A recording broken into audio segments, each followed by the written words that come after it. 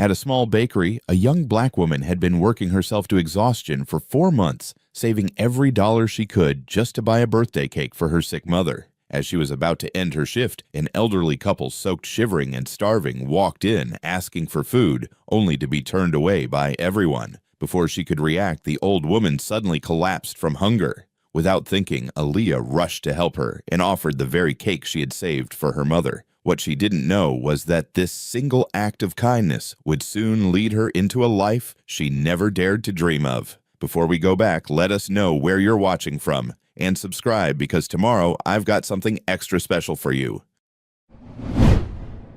The alarm hadn't gone off yet, but Aaliyah Carter was already awake. She always was. In the gray light filtering through the thin curtains of her basement apartment, she could make out the cracks in the ceiling, the same ones she'd been staring at for the past 4 years. She'd memorized every line, every split in the plaster. Sometimes, on her worst nights, she'd count them like sheep. 47 major cracks, countless smaller ones branching off like veins. 22 years old, and this was her life. She sat up slowly, careful not to wake the springs in her second-hand mattress. The metal frame groaned anyway it always did. The room was barely 10 by 12 feet. Bed pushed against one wall. Small dresser with 3 drawers that stuck when you pulled them. A plastic chair she'd found on the curb last summer, one leg shorter than the others, propped up with folded cardboard. On the dresser sat a white envelope with "College Fund" written in her careful handwriting. She'd used a blue pen pressing hard so the letters would stand out, like that would make the dream more real. Aaliyah pulled on her work clothes, black pants, with a small tear near the pocket that she'd sewn up 3 times now. The thread was starting to fray again. She'd have to fix it this weekend. The gray sweater had seen better days, pilling at the elbows, but it was warm, and it was clean, and that was what mattered. She grabbed her wallet from the nightstand and opened it. $12.35, 3 5s, 2 1s a quarter, and a dime. The bus was $3.50 each way. $7 round trip. That left $5.35 for the week. She had ramen at home. She had rice. She could make it work. But $7 was $7. Aaliyah closed the wallet and slipped it into her pocket. The bus could wait. Her legs worked just fine.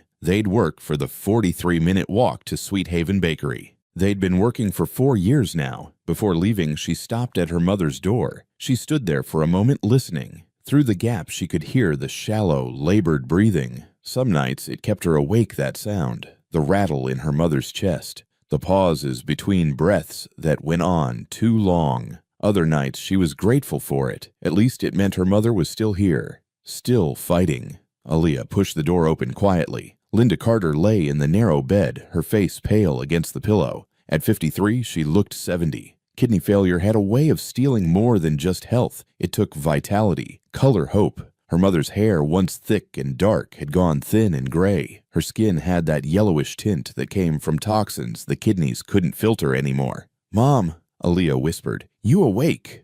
A slight movement. Her mother's eyes opened halfway unfocused at first, then finding Aaliyah's face.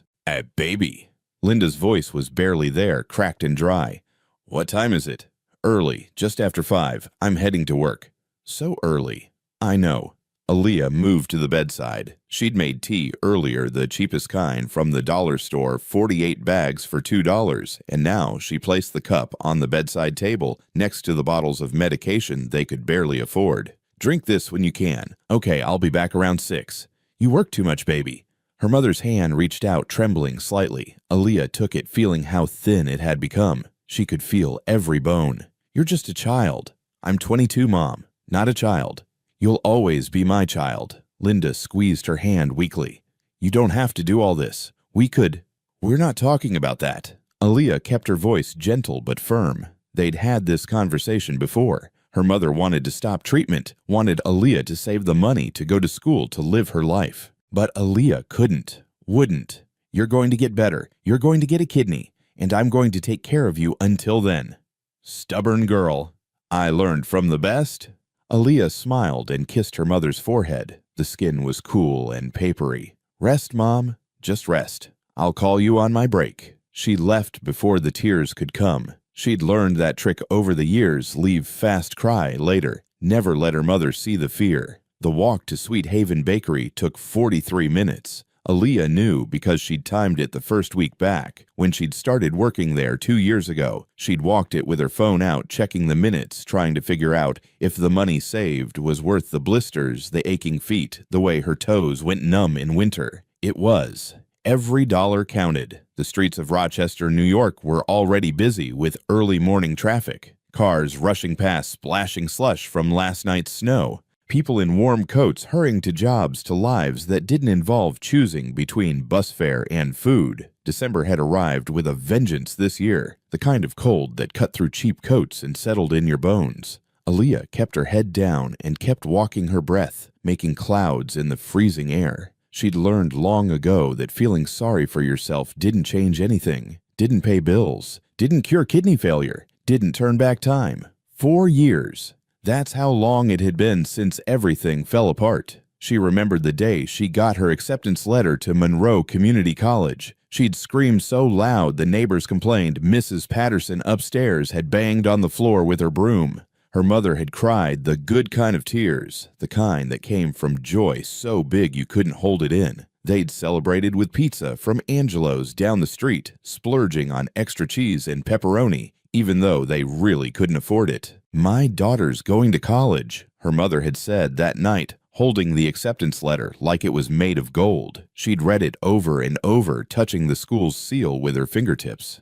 "My baby's going to have a better life than I did, a real career, a future." That was April. By June, everything had changed. The diagnosis came fast. Her mother had been tired, that was all.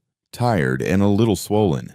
Probably just working too hard, they'd both said. But when Linda finally went to the emergency room because she couldn't catch her breath, the doctors had delivered the news like a bomb: end-stage renal failure. Both kidneys. She needed dialysis immediately. She needed a transplant. She needed things that cost more money than Aaliyah had ever seen in her life. The choice had been simple. Impossible, but simple. College or her mother's life. Aaliyah had withdrawn her acceptance in July. By August, she was working 2 jobs. She'd worked every job she could find over these 4 years. Hotel housekeeper, first $8 an hour. Cleaning rooms where people left their trash like she was invisible. She'd scrubbed toilets, changed sheets stained with things she didn't want to think about. Found half-eaten room service meals that cost more than she made in a day. The guests never looked at her. She'd been a ghost in a gray uniform. Then waitress at an all-night diner, $7.50 plus tips, though the tips were usually just loose change left behind, sometimes not even that. Graveyard shift serving truckers and drunks and insomniacs. Her feet had ached so bad after those shifts she could barely walk home. But the manager let her take home food sometimes, the stuff that was going to be thrown out anyway, and that saved money. Overnight shifts at the 7-Eleven where drunk college kids would mock her name tag and leave messes she had to clean. "Aaliyah, what kind of name is that?" They'd slur, laughing. She'd smile and ring up their beer and cigarettes and not say what she was thinking. She'd mop up their spills and restock the shelves they'd destroyed and go home smelling like hot dogs and disinfectant. Every paycheck, no matter how small, she'd take whatever was left after rent and medicine and food and put it in that white envelope. $5 here, $10 there. Sometimes just coins, quarters, and dimes saved from not buying a soda from walking instead of taking the bus from skipping lunch. Her friends from high school had all gone off to college. Their social media was full of dorm rooms decorated with fairy lights, football games with painted faces, late-night study sessions that looked more like parties, photos with captions like "Best Years of Our Lives" and "College Squad" and "Making Memories." Aaliyah had unfollowed most of them. Not out of bitterness, at least she told herself that. She just couldn't bear to watch. Couldn't see their bright futures while hers had been put on hold indefinitely. Some of them had reached out at first. "Hey girl, long time, want to grab coffee and catch up?" But she'd made excuses. She was working. She was busy. She was tired. Eventually, they stopped asking. It was easier that way. Easier than explaining that she couldn't afford coffee out. Easier than sitting across from them while they talked about classes and professors and campus drama, while she had nothing to share but stories about cleaning other people's messes. By the time she reached Sweet Haven, her fingers were numb despite her gloves. The gloves were cheap from the dollar store with holes starting in the fingertips. She pushed through the door, grateful for the warmth, for the smell of sugar and yeast and coffee. "You're late," said Jessica, the other morning shift worker, without looking up from her phone. Aaliyah glanced at the clock on the wall.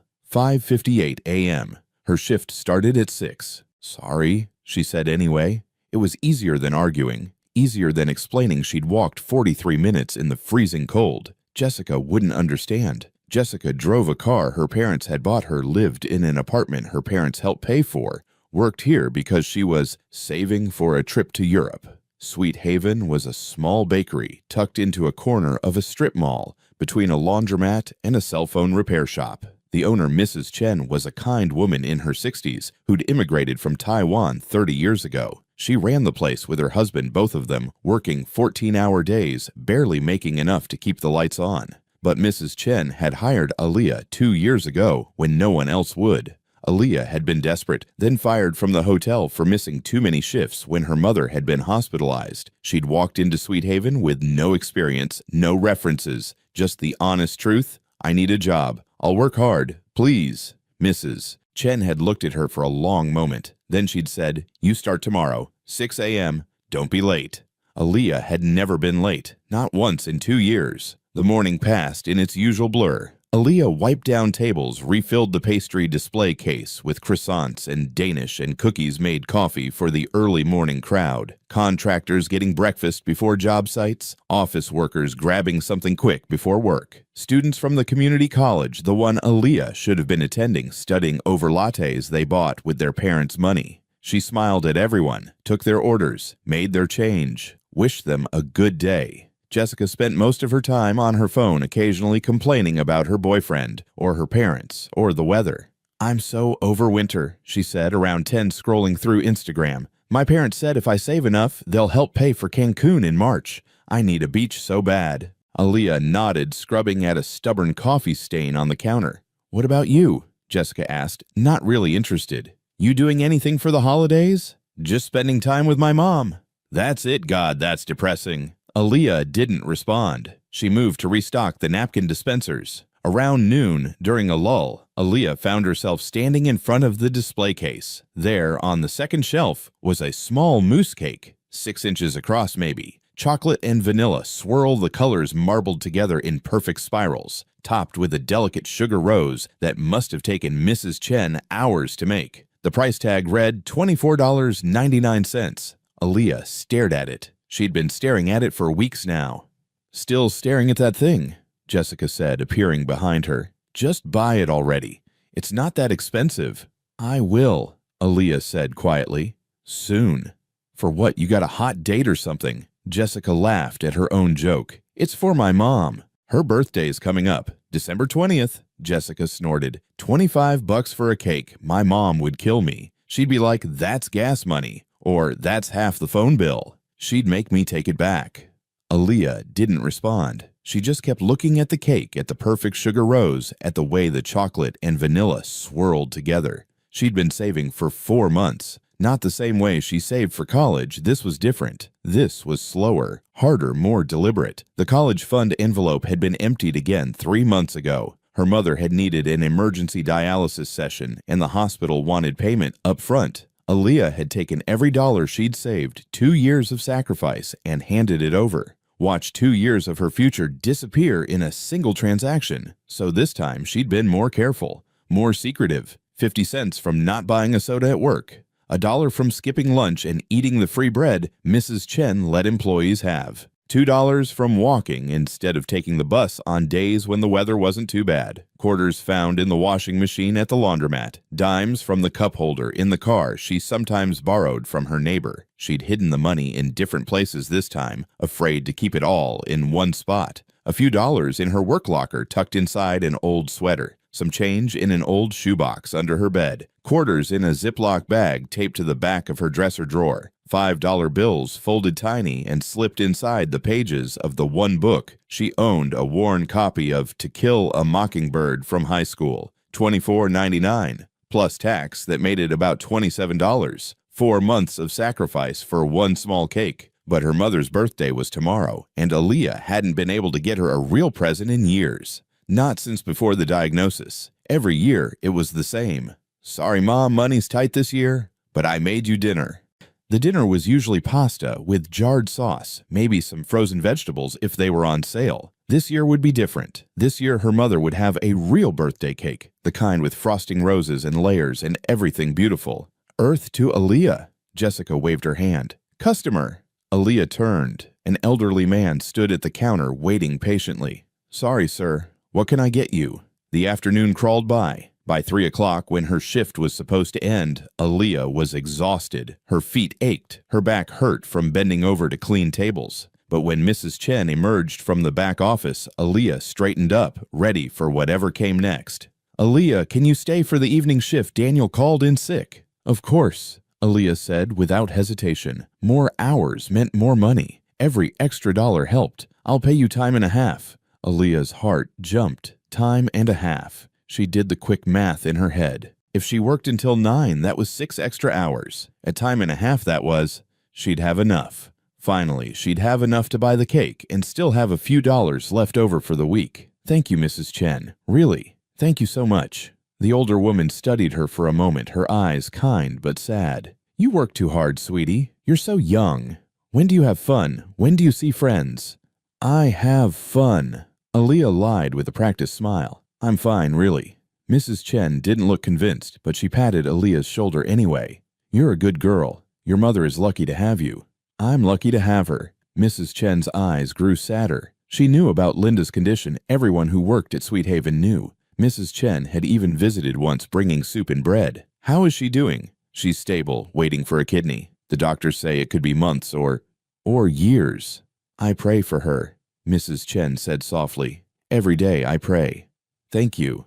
Aaliyah's throat was tight. Mrs. Chen squeezed her shoulder once more and disappeared back into the office. The evening shift was quieter than the morning. Fewer customers, more time to think. Aaliyah restocked shelves, cleaned the coffee machines, wiped down every surface until it gleamed. Jessica had left at 3 without saying goodbye, leaving behind a half-empty cup of coffee and crumbs on the employee table in the back. By 7 o'clock, the bakery was empty except for Aaliyah. She was wiping down the counter when Mrs. Chen came out again, this time wearing her coat. I'm heading home, she said, putting on her gloves. You close up at 9, okay? And Aaliyah, she pulled an envelope from her purse. Your paycheck. I included the overtime from last week and today's time and a half. Aaliyah took it with both hands, careful not to crease it. Thank you, Mrs. Chen, for everything.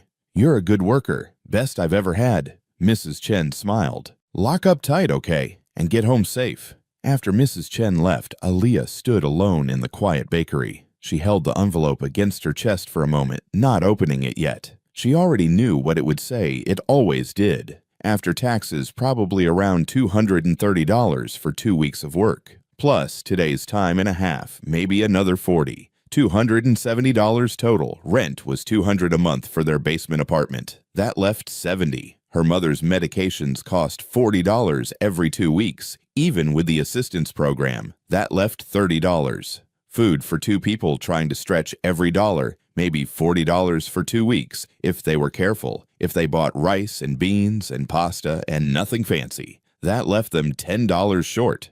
But that was normal. They were always short. Aaliyah would figure it out. She always did. Maybe she'd pick up another shift. Maybe she'd skip lunch more often. Maybe she'd walk everywhere and save the bus money. The math was always brutal, but tonight she didn't want to think about it. Tonight she wanted to think about the cake. Aaliyah walked over to the display case and looked at the mousse cake again. Tomorrow was December 19th. Her mother's birthday was the day after. 4 months of saving. 4 months of choosing between a warm meal and a few extra dollars. 4 months of walking 43 minutes in the freezing cold. 4 months of hiding coins and dollar bills in secret places, all for this one small cake. Tomorrow morning, she'd come in early before her shift started. She'd ask Mrs. Chen to write, "Happy Birthday, Mom," in pretty frosting letters on the top. She'd ask for it to be put in one of the nice boxes, the white ones with the clear window, so you could see the cake inside. She'd carry it home, carefully cradling it like a newborn, maybe even splurging $3.50 on the bus so it wouldn't get ruined. She'd walk if she had to, but slowly, so carefully keeping it level. And when she got home, she'd light a candle, just one, because birthday candles were expensive and unnecessary. She'd wake her mother up gently. She'd say, "Happy birthday, Mom. I got you something special this year." And her mother would cry. She always cried on her birthday now, ever since getting sick. But maybe this year, they'd be happy tears. Maybe this year, for just one moment, they could both pretend things were normal. That they were just a mother and daughter celebrating a birthday with cake like millions of other families did every day without thinking about it. Aaliyah smiled to herself, imagining it. Small victories. That's all she had. That's all she needed. At 8:47 p.m., 13 minutes before closing, the door chimed. Aaliyah looked up from sweeping the floor, already preparing her polite, "We're about to close" speech. The words died in her throat. An elderly couple stood in the doorway, and everything about them was wrong. The man was tall and thin, maybe in his 70s, wearing a coat that looked like it had survived too many winters. The fabric was worn through, in places patched badly. The color faded from black to gray. His face was weathered, deeply lined, his gray hair uncombed and wild. His hands, gripping the door, were gnarled and shaking. He held the door open for his wife, who moved like every step hurt. The woman was small and frail, hunched over, clutching her husband's arm with both hands just to stay upright. Her coat was just as bad as his, thin, threadbare with buttons missing. Her face was so pale it was almost gray. Her eyes were red-rimmed and unfocused. She looked like she might collapse at any moment. They were both soaked. The snow had turned to freezing rain sometime in the evening, and they looked like they'd been walking in it for hours. Water dripped from their coats onto the floor. The woman was shivering so hard Aaliyah could see it from across the room. "Please," the man said, his voice rough and desperate. "Please, my wife. She hasn't eaten in 2 days. Do you have anything at all? Even scraps, even garbage, please." Aaliyah's grip tightened on the broom. Her heart was suddenly pounding. Let me see what—" "We're closed," Jessica's voice cut through the air. She'd been in the back changing out of her work clothes, and now she marched out wearing her regular jacket, her purse already slung over her shoulder. "Can't you people read the sign? We close at 9? "Please," the man said again. He looked like begging was killing him, like every word cost him something. "My wife is sick. She needs food. I can work. I can wash dishes. I can sweep. I can do anything you need. Just please give her something to eat." "We don't do charity here," Jessica said flatly, her voice cold. She looked at Aaliyah. "Tell them we're closed." Aaliyah looked at the couple. The woman's eyes were half closed now, her breathing shallow and rapid. She swayed slightly even while holding her husband's arm. "Jessica, maybe we could—" "No, Mrs. Chen doesn't let us give away food. You know that. Inventory has to match sales." Jessica grabbed her purse and headed for the door. "I'm leaving. Lock up in 10 minutes like you're supposed to." She pushed past the elderly couple without a second glance, disappearing into the parking lot. The silence that followed was heavy. The man's shoulders sagged. His whole body seemed to deflate. "I'm sorry. We shouldn't have bothered you. We'll go."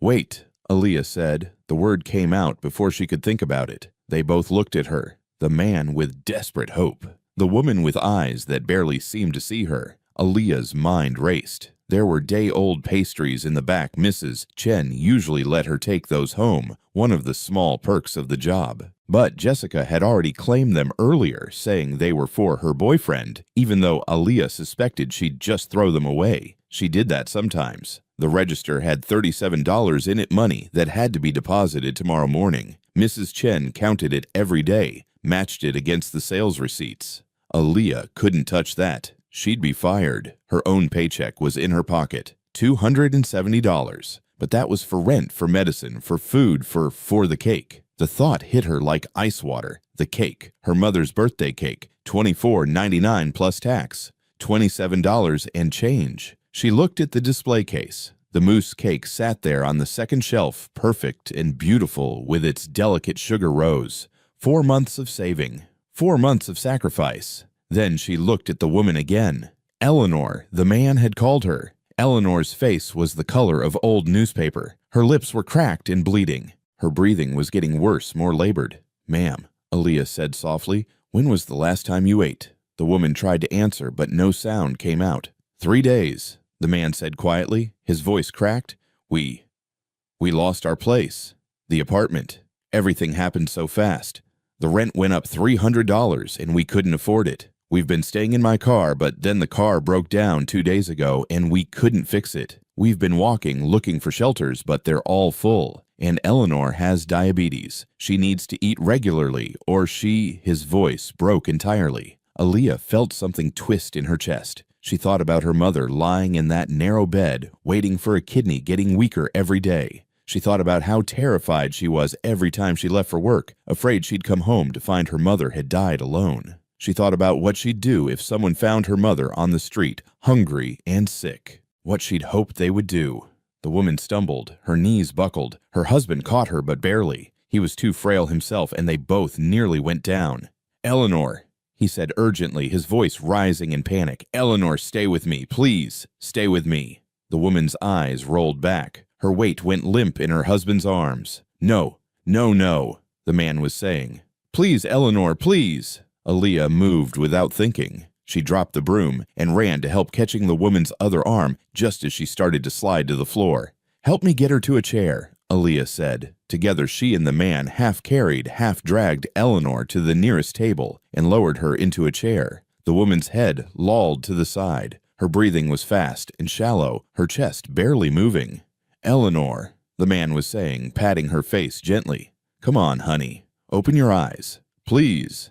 Aaliyah stared at them. Her heart was pounding so hard she could hear it. This woman was dying. Right here, right now, this woman was dying. And Aaliyah had a choice. She could call an ambulance. She should call an ambulance, but ambulances cost money. If this couple couldn't afford rent, they definitely couldn't afford an ambulance. The hospital would stabilize Eleanor, then discharge her back to the street. Or Aaliyah could do something right now. Something small but immediate. She looked at the display case again, at the mousse cake. Her mother's birthday was tomorrow, but this woman might not have a tomorrow. Aaliyah's hands were shaking as she walked to the display case. She opened the glass door. It made a soft swoosh sound that seemed too loud in the quiet bakery, and she reached for the cake. Her fingers touched the plate. It was cold. 4 months, her mind screamed. 4 months of saving. Your mother's birthday. The one thing, the only thing you were going to be able to give her. But Eleanor's breathing was getting worse. Ragged, desperate. Aaliyah picked up the cake. It felt heavier than it should. She carried it to the table like she was carrying something made of glass, something infinitely fragile. Behind her, the man's voice said, "Miss, we don't have money for—" "I know," Aaliyah said. Her voice sounded strange, distant. She set the cake down in front of Eleanor. "It's okay. We can't accept this." "Yes, you can."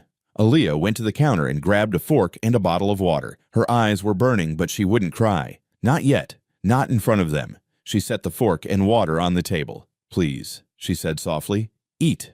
The man stared at the cake, then at Aaliyah. His eyes were filling with tears. "I don't—" He couldn't finish the sentence. Eleanor's eyes had opened again. She was looking at the cake with an expression that made Aaliyah want to break. Disbelief. Desperate hope. Hunger so deep it was painful to see. "Please," Aaliyah said again, "before it's too late." Eleanor reached out with a trembling hand. Her fingers could barely grip the fork. The man had to help her, guiding her hand. She took a bite, and then she started to cry. Not loud sobs, these were quiet tears that rolled down her weathered cheeks as she chewed slowly, carefully, like the cake was the most precious thing she'd ever tasted, like she couldn't believe it was real. The man put his arm around his wife, pulling her close. His own face was wet now. He kept whispering, it's okay, you're okay," like a prayer. Eleanor took another bite, then another. The color was already starting to come back to her face. Not much, but enough. Enough to matter. Aaliyah backed away slowly. I'll get you both some coffee. On the house." She walked to the back room on legs that didn't feel entirely solid. Once she was out of sight, she leaned against the wall and pressed her palms hard against her eyes. That was her mother's birthday cake. 4 months of saving. 4 months of walking in the cold, of skipping lunch, of putting away every spare nickel and dime. Gone. She thought about her mother's face tomorrow when Aaliyah would have to say, "I'm sorry, Mom. I couldn't get you anything this year. I know I said I would, but something came up." Her mother would smile. She'd hug Aaliyah and say it was fine, that just being together was enough, that she didn't need anything fancy. She always said that, but Aaliyah had wanted to give her something. This one small thing. She took a shaky breath and made 2 cups of coffee. Added sugar and cream to both, even though cream was supposed to be for paying customers only. She didn't care. When she came back out, Eleanor had eaten about half the cake. She was sitting up straighter now, her eyes more focused. She was sipping water slowly. Thomas, the man, had introduced himself while Aaliyah was gone, was watching his wife like she was the only thing in the world that mattered. "Thank you," he said when Aaliyah set down the coffee. His voice was thick with emotion. "I don't know how to. I can never. Thank you." "It's okay," Aaliyah said. Her own voice was unsteady. "No." Thomas looked at her directly. His eyes were a pale blue, sharp despite his age. "It's not just okay. What you did, most people wouldn't have. Most people would have turned us away, or called the police, or—" He stopped, swallowing hard. "That cake. It meant something to you, didn't it?" Aaliyah hesitated. "It doesn't matter." "It does matter. Tell me." She looked down at her hands. "It was for my mom's birthday. Tomorrow." Thomas closed his eyes. The pain on his face was real. "Oh, God. It's fine. Really. My mom will understand." "How long?" His voice was quiet now. "How long did you save for it?" Aaliyah didn't want to answer, but there was something in his face, genuine remorse, genuine pain that made her tell the truth. 4 months.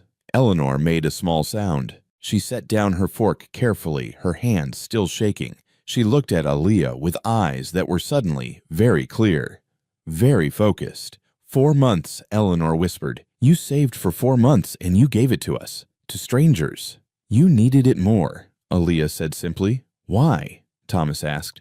"Why would you do that? You don't know us. We could be anyone. We could be—" "Does it matter?" Aaliyah's voice cracked. "Your people. You were hungry. Your wife was— she was dying. I couldn't just—" She stopped, wiping at her eyes angrily. "I'm sorry. I should finish closing up. You can stay as long as you need." She turned away before they could see her cry properly. At the counter, she busied herself with the register, counting the same $37 3 times, even though she already knew what it was. Anything to avoid looking at the table where 2 strangers were eating her mother's birthday cake. Behind her, she could hear them talking in low voices. Thomas's deep murmur reassuring and gentle. Eleanor's weak responses getting stronger with each minute. The soft clink of the fork against the plate. Aaliyah forced herself to focus on closing, wiping down the espresso machine, checking that all the pastries were put away, making sure the doors to the display cases were locked. Normal things, routine things, things that didn't require thinking. Finally, footsteps approached. "Miss?" Thomas said. Aaliyah wiped her eyes quickly and turned. "Yes." Thomas held out a napkin. On it, he'd written something in shaky handwriting. A phone number, a name, Thomas and Eleanor Kensington. "If you ever need anything," he said. "Anything at all, please call this number." "I don't need—" "Please." His voice was intense now. "You gave more than you think you did. More than food. More than a cake." He paused, choosing his words carefully. "You gave dignity. You gave hope. You reminded us that kindness still exists in this world. And those are things most people forget about when they're helping the homeless." Aaliyah took the napkin, not sure what to say. Eleanor had stood up now, leaning heavily on her husband, but she looked so much better than when she'd arrived. Color in her cheeks, life in her eyes. She reached out and took Aaliyah's hand. Her grip was weak but warm. "Bless you, child," she said. Her voice was still rough but stronger. "I don't believe in coincidences. You were meant to be here tonight. We were meant to find you." "I don't understand what you mean." "You will," Thomas said. He helped Eleanor into her coat. She'd taken it off while eating, and now Aaliyah could see how thin she was under it, how the clothes hung on her frame. "What's your name?" "Aaliyah. Aaliyah Carter." "Aaliyah." He said it slowly, carefully, like he was memorizing every syllable. "Remember what I said. If you ever need anything, anything at all." He helped Eleanor to the door. They moved slowly, but Eleanor was walking on her own now, just using Thomas for balance instead of complete support. At the door, Thomas turned back one more time. "The world needs more people like you," he said quietly. "Don't let it make you hard. Don't let it take that away from you." Then they were gone, disappearing into the cold December night. Aaliyah stood alone in the empty bakery. The half-eaten cake sat on the table, a witness to what had just happened. The napkin with the phone number was in her hand, the ink already starting to smudge from her sweaty palm. She looked at it for a long moment. Thomas and Eleanor Kensington. The name didn't mean anything to her. Just 2 more people struggling to survive in a world that didn't care about them. She folded the napkin carefully and put it in her pocket next to her paycheck. Then she went back to closing up, washed the plate and fork, threw away the rest of the cake. It couldn't be sold now, and she couldn't bear to take it home. Locked the display cases,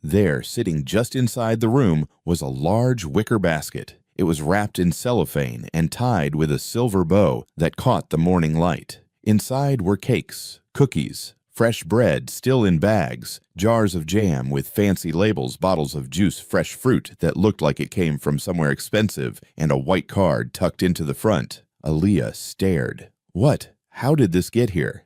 I don't know. I heard a knock on the door about an hour ago, loud enough to wake me up. But by the time I could get myself out of bed and to the door, Linda gestured at the basket. This was here. No one around. Just the basket. Aaliyah picked it up. It was heavy. Really heavy. She carried it to her mother's bed and set it down carefully. Her hands were shaking as she pulled out the card. The handwriting was the same as on the napkin in her drawer. She'd recognize it anywhere now. For Aaliyah and her mother, happy birthday, Linda. Thank you for raising someone who still believes in kindness, even when the world gives her every reason not to. May this birthday be filled with the same sweetness you showed to strangers. Thomas and Eleanor. Aaliyah read it 3 times, 4 times. The words blurred. Who are Thomas and Eleanor? Her mother asked, taking the card from Aaliyah's trembling hands. I met them last night, at work. Aaliyah's voice sounded far away. They needed help. And you helped them. It wasn't a question. Yeah. Linda read the card again, her finger tracing over the words. When she looked up at Aaliyah, her eyes were wet. You gave them food when we don't have much ourselves, didn't you? Aaliyah nodded, not trusting her voice. What did you give them, baby? Aaliyah's throat was so tight she could barely speak. The cake. Your birthday cake. I'd been saving for months, and Her voice broke. I'm sorry, Mom. I'm so sorry. I wanted to get you something nice this year, something special. But they were so hungry. And she was sick. And I thought, come here. Linda held out her arms. Aaliyah collapsed onto the bed, letting her mother hold her while she cried. Linda was so thin now, so weak, but her arms were still strong when they mattered. She stroked Aaliyah's hair and made soft shushing sounds. My beautiful girl, Linda whispered. My kind, beautiful, selfless girl. I wanted to give you a real birthday cake, Aaliyah sobbed. Just once, just 1 year. And you did, baby. You did. No, I didn't. I gave it to strangers. You gave it to people who needed it more than I did. Linda pulled back, holding Aaliyah's face in both hands. You gave it to someone who was dying. You saved a life, Aaliyah. You saved someone's wife, someone's mother maybe, someone's whole world. But it was supposed to be for you. It was for me. Don't you see, every time you choose kindness, every time you help someone, even when it costs you something, that's a gift to me. Because it means I raised you right. It means that even though we've been through hell, even though we've lost so much, you haven't become hard. You haven't become bitter. I wanted you to have a real birthday. Linda smiled through her tears. And now I do. Look at all this. Aaliyah, this is more food than we've had in months. We can eat like kings for weeks. And more importantly, she picked up the card again. Someone saw my daughter's heart and recognized it for what it is. Someone wanted to honor that. That's the best birthday present anyone could give me. They spent the rest of the morning going through the basket. There was so much. Fresh sourdough bread that probably cost $20 a loaf. Strawberry jam with real strawberries, not the overly sweet store brand they usually bought. Chocolate cookies that melted on your tongue. Bottles of real orange juice, the kind that cost $8 at the store. Fresh apples and oranges. A whole pound cake. Muffins. Scones. This must have cost hundreds of dollars. Aaliyah said, pulling out jar after jar. They must be well off, Linda said. Mom, they were homeless. They were wearing rags. They said they'd been sleeping in their car until it broke down. Linda looked at her. Are you sure about that? Aaliyah thought about it, about how Thomas had spoken educated, articulate, about the way they'd held themselves even in desperation, about the careful handwriting on the card. I don't know, she admitted. I don't know anything anymore. They ate fresh bread with strawberry jam for breakfast. Linda cried over how good it tasted. They had real orange juice instead of the powder mix. They split a chocolate cookie. This is the best birthday I've had in years, Linda said, smiling through tears. Maybe the best birthday I've ever had. But something was nagging at Aaliyah. She couldn't shake it. The basket was too much, too expensive, too deliberate. And it had been delivered at dawn. Someone had known exactly where they lived and had come here specifically. She thought about Thomas and Eleanor, about their worn coats and desperate faces.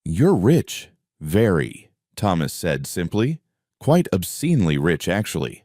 I made my fortune in tech back in the 80s and 90s before most people even knew what the internet was. Eleanor came from old money. Her family's been wealthy for generations. Together we have more money than we could spend in 10 lifetimes. We're also very old," Eleanor added with a slight smile. "Thomas is 78, I'm 76, and we don't have children." "What does this have to do with me?" Aaliyah's voice came out as a whisper. "Everything," Eleanor said. She moved closer, and Aaliyah could smell her perfume now, something floral and expensive. "Thomas and I have been trying to figure out what to do with our foundation when we're gone. We've interviewed hundreds of potential successors, people with business degrees from Harvard, law degrees from Yale, impressive resumes full of corporate experience and nonprofit management, but none of them had what we were looking for." "Which is a good heart," Thomas said. His pale blue eyes held hers. "Someone who understands what it truly means to sacrifice. Someone who gives even when they have nothing to give. Someone who sees people, really sees them instead of just walking past. Someone who understands poverty not as a concept to discuss in board meetings, but as a lived reality. We've been doing these tests," Eleanor continued, "going to different cities, different neighborhoods, pretending to be in desperate need, seeing who helps. Most people ignored us completely, didn't even make eye contact. Some were kind but distant. They'd give money but wouldn't look us in the eye, wouldn't actually engage with us as human beings. A few were genuinely compassionate and gave generously, but when we investigated their backgrounds, we found they were already wealthy themselves. Their kindness cost them nothing real. It was easy charity. But you," Thomas said, his voice intense now, "gave us a cake you'd been saving 4 months to buy. For your mother's birthday. You gave it without hesitation, without asking questions, without expecting anything in return. You even tried to make us comfortable, to give us coffee, to let us sit. You treated us like people, not problems to be solved." Aaliyah's throat was tight. Anger was building in her chest. "So this whole thing was fake. My mother's birthday present was part of your social experiment. You let me give you something I'd been saving for months just to see if I would." "I know how it sounds," Eleanor said quietly, "and I know you have every right to be angry. Believe me, we've had this argument ourselves many times. The ethics of what we're doing. But please understand, we needed to know. We needed to see who people really are when they think no one important is watching. We've already verified everything about you," Thomas added. "Your work history, your mother's medical situation, the fact that you've been trying to save for college for 4 years, the fact that you work 60-hour weeks and still somehow find time to be kind to strangers. The fact that every employer you've ever had has said you're the most reliable, hard-working person they've ever hired." Aaliyah felt dizzy. "You investigated me. You went through my life. Standard procedure for what we're about to offer," Thomas said calmly. "Which is—" Thomas pulled an envelope from his coat pocket. It was thick, cream-colored, expensive. He set it on Mrs. Chen's cluttered desk with a soft thud. "A full scholarship to any accredited college or university in New York State," he said. "Room, board, tuition, books, everything covered. A monthly stipend of $2,000 for living expenses and anything else you need. Laptop, phone, whatever helps you succeed." Eleanor pulled out a second envelope. "Complete coverage of your mother's medical expenses, dialysis appointments, hospital stays, medications, specialist consultations, and, most importantly, when a kidney becomes available, the transplant surgery and all follow-up care." Aaliyah couldn't breathe. The words were hitting her like physical blows. "What?" "We want to help you," Eleanor said gently, "not as charity, but as an investment in the kind of person who should be running our foundation someday. Someone who understands what poverty really means, what sacrifice really means, what kindness really costs when you have nothing to spare." "This is insane," Aaliyah said. Her voice was shaking. You can't give me all that because I gave you a cake. That's crazy. It wasn't just a cake," Thomas said firmly. He stepped closer, and she could see the intensity in his eyes. "It was 4 months of your life. 4 months of choosing to walk instead of taking the bus, of skipping meals, of saving every spare coin. It was your mother's birthday, the one thing you'd been planning, hoping for, and you gave it up in an instant for someone you'd never met, for someone who probably looked like a lost cause." "We've been searching for 3 years," Eleanor added. Her voice was soft but serious. 3 years of tests in different cities. 3 years of interviews and background checks and investigations. We've given this test to hundreds of people. You're the first person who passed. The first person who gave from a place of genuine empathy and real sacrifice. Aaliyah looked at the envelopes on the desk. They were just paper, but they felt like they weighed 1,000 pounds. I don't understand. What do you want from me? There has to be a catch. There's always a catch. Nothing right now, Thomas said. Go to school. Study whatever you're passionate about. Focus on your education. Take care of your mother. In a few years, when you graduate, we'd like you to consider joining the foundation, working with us, learning how we operate, and eventually, when we're gone, taking over as director. But there's no obligation, Eleanor said quickly. This isn't a contract. If you finish school and decide you want to do something else entirely, that's fine. The scholarship and your mother's medical care, those are gifts. Unconditional. No strings attached. We're not buying you, Thomas said. We're investing in you. There's a difference. Aaliyah's vision blurred. She blinked rapidly, trying to focus. Why? She whispered. Why me? I'm nobody. I'm just a girl who works in a bakery. I didn't even finish high school on time because I had to work. I'm not smart or special or... You're wrong, Eleanor interrupted gently. In a world where most people only think about themselves, you thought about someone else first. You saw a stranger in desperate need, and you didn't hesitate. You didn't calculate costs and benefits. You didn't wonder if we deserved it. You just helped. That's rare, Aaliyah. Rarer than you could possibly imagine.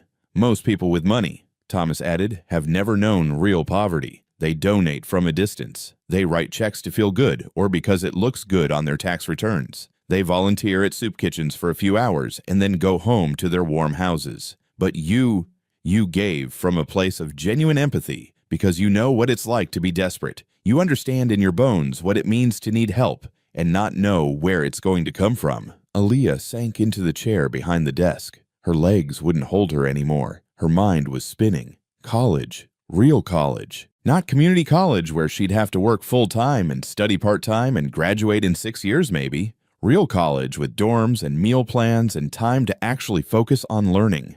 No more scraping together dollars. No more 60-hour weeks that left her so exhausted she could barely think. No more lying awake at night calculating how to make $50 last 2 weeks. And her mother. Her mother could get real medical care. Not the free clinic where they rushed you through in 10 minutes. Not the emergency room that sent bills she couldn't pay. Real doctors. Real treatment. A chance at a transplant. I need time, she said finally. Her voice sounded far away. I need to think. I need to talk to my mom.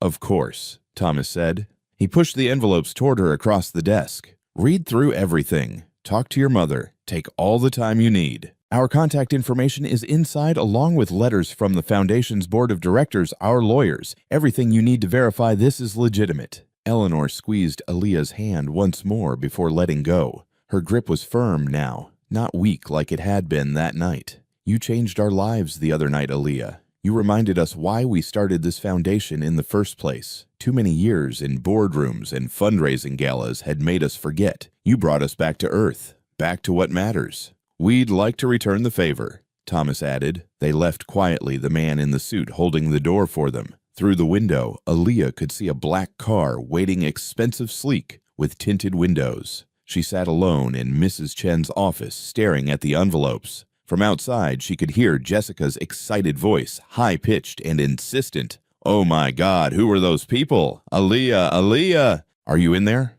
What the hell just happened? Was that a limo? Oh my God, I'm dying. You have to tell me everything. But Aaliyah couldn't move, couldn't speak, could barely think. Her hands shook as she opened the first envelope. Inside was a letter on official foundation letterhead, thick, expensive paper, the foundation's seal embossed at the top. Legal language, but clear, outlining everything Thomas had said. Full scholarship to any accredited institution, monthly stipend, medical coverage for Linda Carter, including dialysis medication and transplant surgery when available, a potential position after graduation, but no obligation. The second envelope contained a check. Aaliyah looked at the number, blinked, looked again. $50,000, made out to Aaliyah Carter. For immediate expenses and peace of mind, read the note attached to it in Eleanor's handwriting. Your mother's next dialysis appointment is covered. So is the next one. And every one after that for as long as she needs. You'll never have to choose between her health and your future again. You're free now. Use this freedom wisely." Aaliyah pressed both hands over her mouth. A sound came out half sob, half laugh, completely involuntary. $50,000. She'd never seen that much money in her life. Hadn't even imagined it outside of abstract dreams. The door opened. Mrs. Chen poked her head in her face, concerned. "Aaliyah, honey, are you okay? Should I call someone?" Aaliyah looked up at her. Tears were streaming down her face, but she was smiling. Actually smiling. "I'm okay," she said. Her voice was shaking. I think I'm more than okay." Mrs. Chen came in and closed the door behind her. "What's going on? Who are those people?" They want to send me to college and pay for my mom's treatment. And Aaliyah couldn't finish. It was too big, too impossible. Mrs. Chen's eyes went wide. "What?" "I gave them a cake," Aaliyah said, and started laughing through her tears. "I gave them a $25 cake, and they're giving me my whole life back." Mrs. Chen sat down heavily in the other chair. "Start from the beginning." So Aaliyah did. She told her everything about Thomas and Eleanor appearing that rainy night, desperate and wet, about Eleanor nearly collapsing, about the decision to give them the cake she'd saved for months, about the basket that had appeared at her door, and now this. When she finished, Mrs. Chen was crying too. "Oh, honey," she said. "Oh, my sweet girl, you deserve this. You deserve all of this and more." "Do I, though?" Aaliyah asked. "I just did what anyone would do." "No," Mrs. Chen said firmly. "You did what you would do. Most people wouldn't have. Most people would have followed Jessica's lead and turned them away. You're special, Aaliyah. I've always known that." Aaliyah looked at the check again. The numbers didn't seem real. "What do I do?" she asked. "You cash that check," Mrs. Chen said. "You call your mother, and then you start living the life you were always meant to live." 3.5 years later. Aaliyah Carter stood in front of her bathroom mirror in her small but comfortable apartment, the one with real windows and enough space for all her mother's medical equipment, and then some, adjusting her cap and gown. The royal blue fabric felt strange, too nice, too official. She'd spent so many years in worn work clothes and uniforms with name tags and whatever was cheap and clean, that this formal academic regalia felt like a costume. But it wasn't a costume. It was real. She was graduating from the University of Rochester with a Bachelor of Arts in Social Work, summa cum laude, a 3.9 GPA, Dean's List every semester. A year ago, she wouldn't have believed it. 3 years ago, it had seemed like an impossible dream. "Aaliyah," her mother called from the living room. "We need to leave in 10 minutes. You know how parking is going to be coming." Aaliyah took one last look at herself in the mirror. The tassel on her cap hung to the right. Soon it would be moved to the left, the symbolic gesture that marked the transition from student to graduate. She touched the tassel gently, still not quite believing this was real. In the living room, Linda Carter sat in her wheelchair, beaming with pride so obvious it radiated from her like light. The kidney transplant 6 months ago had been successful. The match had come through faster than anyone expected, and the surgery had gone perfectly. She still wasn't strong enough to walk long distances, still needed the wheelchair for anything more than short trips around the apartment, but the color had returned to her face. Her eyes were clear and bright. She looked more like herself than she had in years. More importantly, she looked like she had a future. "My college graduate," Linda said, her eyes shining with tears she wasn't even trying to hide. "Come here, baby. Let me look at you." Aaliyah knelt beside the wheelchair, and her mother cupped her face with both hands. Hands that were stronger, now steadier, warmer. "I'm so proud of you," Linda whispered. "So incredibly proud. Your father would be too." "I couldn't have done it without you, Mom. Without your support." "You could have," Linda said firmly. "You're the strongest person I know. But I'm glad you didn't have to. I'm glad we got to do this together." "Thomas and Eleanor are meeting us there, right?" Aaliyah asked. "Yes, they texted this morning. They insist on sitting with me during the ceremony." Over the past 3.5 years, Thomas and Eleanor Kensington had become something like family. They'd visited monthly, always interested in Aaliyah's progress, always supportive, but never pushy. They'd celebrated when she made Dean's List her first semester. They'd sent flowers and sat in the waiting room during Linda's transplant surgery. They'd helped Aaliyah find this apartment when it became clear the basement wasn't suitable for Linda's recovery. They'd been there for every important moment, steady and kind, and genuinely invested in her success. "They're good people," Linda said softly. "Strange way of finding you, but good people." Aaliyah laughed. Yeah, they are. The graduation ceremony was held at the university's main auditorium, a beautiful building with high ceilings and excellent acoustics. The place was packed with families, all of them dressed up, all of them proud. The air buzzed with excitement and the occasional baby crying and the rustle of programs and the click of cameras.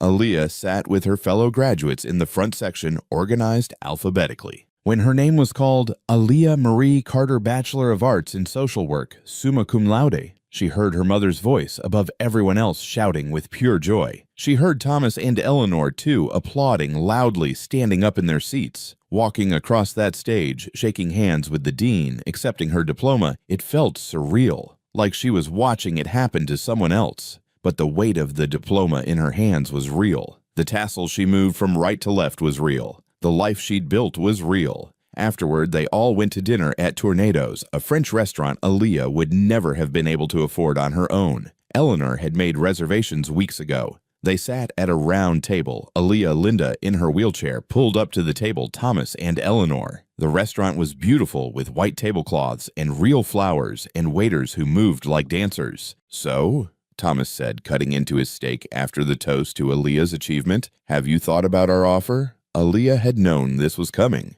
Thomas and Eleanor had mentioned it several times over the past year, the position at the Kensington Foundation, Assistant Director of Community Outreach. A real job with a real salary helping people the way she'd been helped. Helping people the way she'd helped that rainy night 3.5 years ago. I have, Aaliyah said carefully. She set down her fork and took a breath.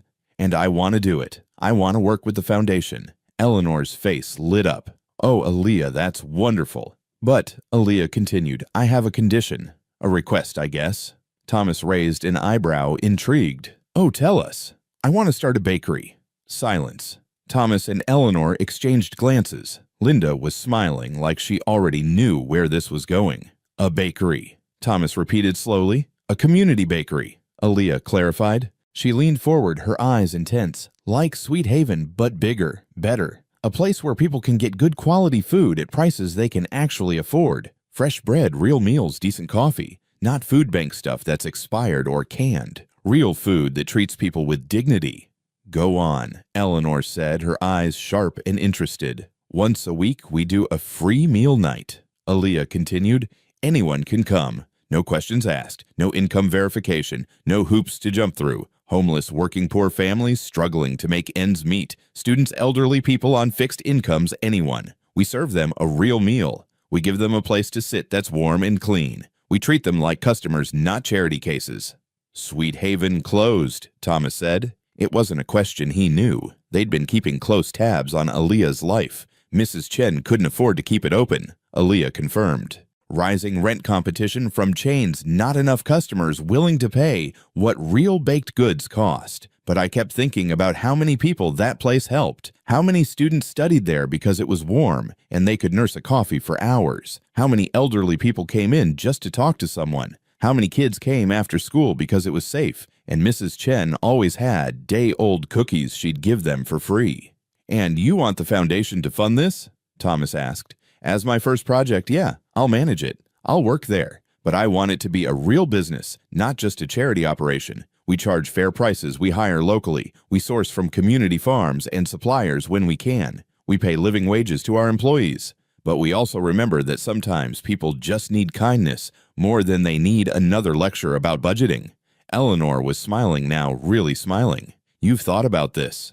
For 3 years, Aaliyah admitted. Ever since I started school, I've taken business classes, nonprofit management, social work courses. I've been building a business plan. I have projections, supplier contacts, location ideas, everything. Thomas and Eleanor looked at each other again. Another one of those silent conversations. When can you start? Eleanor asked. Aaliyah blinked. What?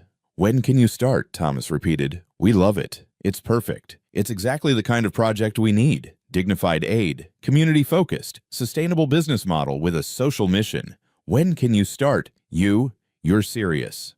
Completely, Eleanor said. We'll fund it fully. You put together your final proposal, we'll review it with our board, and we'll get you started. 6 months, a year. Aaliyah felt tears prick her eyes. I can have a proposal ready in a month. Then we'll look at locations in 2 months, Thomas said. He raised his wine glass. to the new Sweet Haven Community Bakery. May it feed both bodies and spirits." They clinked glasses. Linda was openly crying now, happy tears streaming down her face. "I'm so proud of you, baby," she said for the 100th time that day. Aaliyah looked around the table at her little family, the mother who'd always believed in her, and the couple who'd given her a chance when she'd needed it most. 3.5 years ago, she'd been a girl with no future, working herself to death for pennies, watching her mother die slowly. Now she was a college graduate with a real job and a real future and a chance to help people the way she'd been helped. All because of a $25 cake. 18 months later, the new Sweet Haven Community Bakery stood on a corner lot in downtown Rochester, just 3 blocks from where the original had been. The space was twice the size, with floor-to-ceiling windows that let in natural light and made the place feel open and welcoming. Tables where people could sit for hours if they needed to. A community bulletin board where people could post job openings, housing leads resources, free Wi-Fi. Outlets at every table for people who needed to charge phones or work on laptops. Aaliyah unlocked the door at 6 a.m. like she did every morning. She'd hired 4 full-time employees and 2 part-time, all people who'd struggled to find work elsewhere. Single mothers who needed flexible schedules, ex-offenders trying to rebuild their lives, immigrants still learning English, people who'd been written off by other employers. Marcus, a formerly homeless veteran, was already inside, having arrived early to start the first batch of bread. He looked up when Aaliyah came in. "Morning, boss." "Morning, Marcus. How'd the sourdough turn out?" "See for yourself." He showed her the loaves rising in their baskets. Perfect bubbles, good structure. Marcus had taken to baking like he'd been born for it. "Beautiful," Aaliyah said. "You're an artist." "Learned from the best," he said with a small smile. The morning rush started at 7, students grabbing coffee on their way to class at the university. Construction workers buying breakfast sandwiches that were actually filling. Office workers treating themselves to fresh pastries that didn't come from a grocery store freezer. They priced everything fairly, not cheap, but reasonable. Good food at honest prices. They made a small profit on most items, enough to cover costs and pay their employees living wages. At noon, a young woman came in. She couldn't have been more than 19, maybe 20. She wore a coat that looked too thin for January, and she kept her hands shoved deep in her pockets. She approached the counter hesitantly, her eyes darting around like she was expecting someone to yell at her. "Hi," she said quietly. Do you have any day-old bread I could buy? Something cheap." Aaliyah studied her, saw the nervousness, the hunger barely hidden, the pride fighting with desperation. She'd seen that look in the mirror for years. "We don't sell day-old bread," Aaliyah said. The girl's face fell, her shoulders slumped. "Oh, okay. Sorry to bother you." She turned to leave. "But," Aaliyah continued, "we do have a special today. Buy 1 sandwich, get a second free, plus a cookie and a coffee." The girl turned back slowly, hope and suspicion fighting in her expression. "How much for 1 sandwich?" $5. The girl bit her lip. She pulled out a small change purse and counted carefully. I only have $3.50. Aaliyah smiled. "You know what? It's your lucky day. We're running a promotion. $3.50 gets you everything I mentioned." "Really?" The girl's voice cracked. "Really? What kind of sandwiches do you like?" "Anything. I'm not picky. Anything." Aaliyah made her 2 turkey and cheese sandwiches with extra meat, added a chocolate chip cookie, poured the largest coffee they had, and added cream and sugar packets on the side. "Thank you," the girl whispered as Aaliyah handed over the bag. "You have no idea how much this helps." "I think I do," Aaliyah said gently. The girl left with her food, walking carefully like she was carrying treasure. Marcus appeared beside Aaliyah at the counter. "That was nice of you, boss. You're going to lose money if you keep doing that, though." "We're breaking even," Aaliyah said. "That's enough." Not everyone remembers what it's like when they get to the other side. Aaliyah glanced at the framed photo hanging behind the counter. It showed her Thomas and Eleanor at the bakery's grand opening 6 months ago. Thomas had his arm around her shoulders. Eleanor was holding a cake, a chocolate and vanilla mousse with a sugar rose on top, exactly like the one from that night. Mrs. Chen was in the photo too, beaming with pride. She'd been their first hire, brought on as head baker and advisor. "You saved me," Aaliyah had told her when she'd made the offer. "Let me return the favor." "Some people never let you forget," Aaliyah said softly to Marcus. At 3 p.m. during the afternoon lull, the door chimed again. An elderly couple walked in. The man was supporting his wife, who looked weak and unsteady. They were dressed simply, but cleanly. Not wealthy, but not obviously desperate either. Something about them made Aaliyah pause. Not because they looked like Thomas and Eleanor, they didn't, but because of the way the man held his wife. The same protectiveness, the same desperate love. "Can I help you?" Aaliyah asked, coming around the counter. The man looked embarrassed. "Do you have anything inexpensive? My wife is diabetic and she hasn't eaten today. We're waiting for her medication to be covered by insurance, but there's been some kind of delay with the paperwork. And we thought it would just be a few days, but it's been 2 weeks now, and—" "Say no more," Aaliyah said. She went to the display and grabbed 2 of the best sandwiches they had, added 2 bottles of juice and 2 chocolate chip cookies. She put them in a bag and handed it over. "On the house." "We can't accept." "You can and you will," she smiled. "Take care of each other." The woman's eyes filled with tears. "Bless you," she whispered. "No," Aaliyah said. "Bless you for taking care of each other. That's what matters." After they left, Marcus appeared beside her again. "You know you're going to go broke doing this, right?" "No," Aaliyah said, watching through the window as the man carefully unwrapped a sandwich for his wife. "I won't." "How do you figure?" "Because I'm not in this to get rich. I'm in this to pay forward what was given to me." She thought about Thomas and Eleanor, about the cake, about the choice that had changed everything. Someone once told me that the most expensive things in life don't cost money. I'm investing in something more valuable than profit, which is the kind of world I want to live in.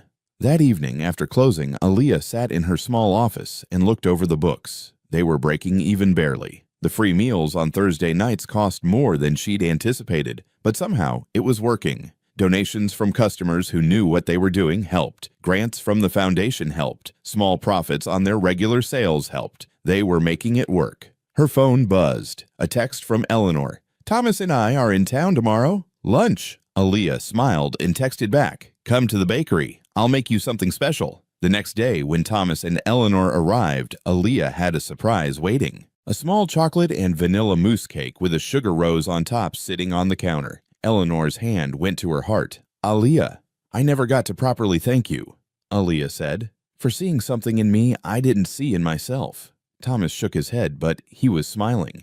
"We just gave you an opportunity. You did the rest."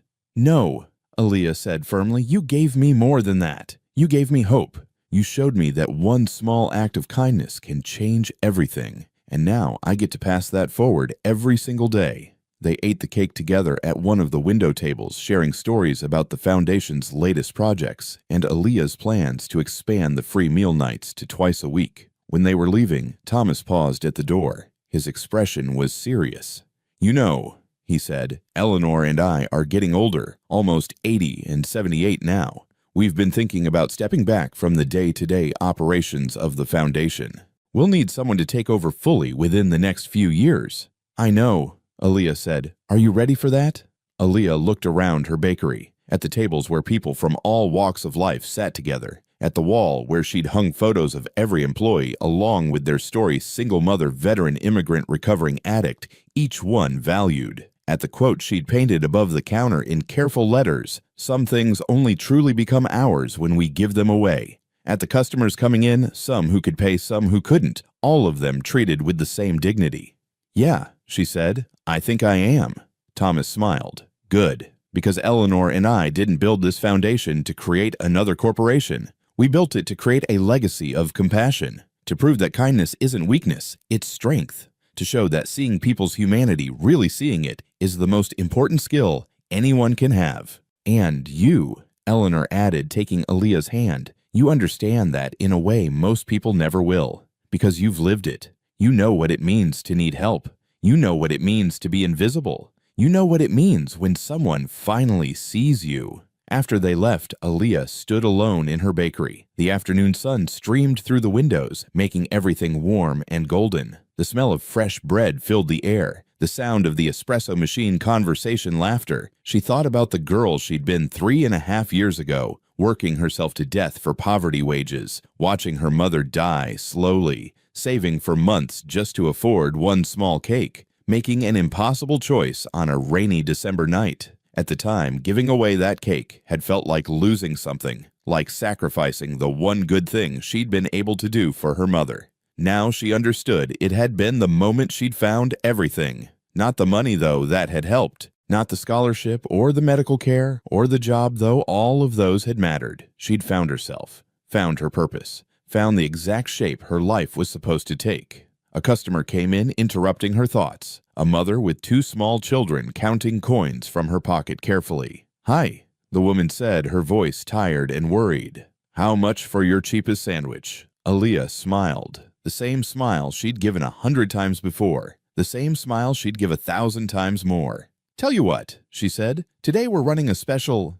As she prepared food for the family, adding extra without being asked, adding a juice box for each child and a cookie, she caught her reflection in the glass display case. She was smiling, really genuinely smiling, the kind of smile that comes from knowing exactly who you are and what you're meant to do with your life. Outside, snow had started to fall. December in Rochester, the same month that had changed her life. The same month she'd made a choice that had seemed impossibly hard at the time. Aaliyah watched the snowflakes drift past the window and thought about a cake, about 2 strangers, about the strange and wonderful way the universe sometimes repays kindness. Not always immediately, not always obviously, but always, always in ways that matter more than you could ever imagine. Behind her, the bakery filled with the sound of conversation and laughter, the smell of fresh bread and brewing coffee, the warmth of people taking care of each other one small act at a time. And in that moment, standing in the bakery she'd built from nothing but hope and hard work, and the lesson 2 strangers had taught her on a cold winter night 3.5 years ago, Aaliyah Carter knew she was exactly where she was supposed to be, doing exactly what she was supposed to do,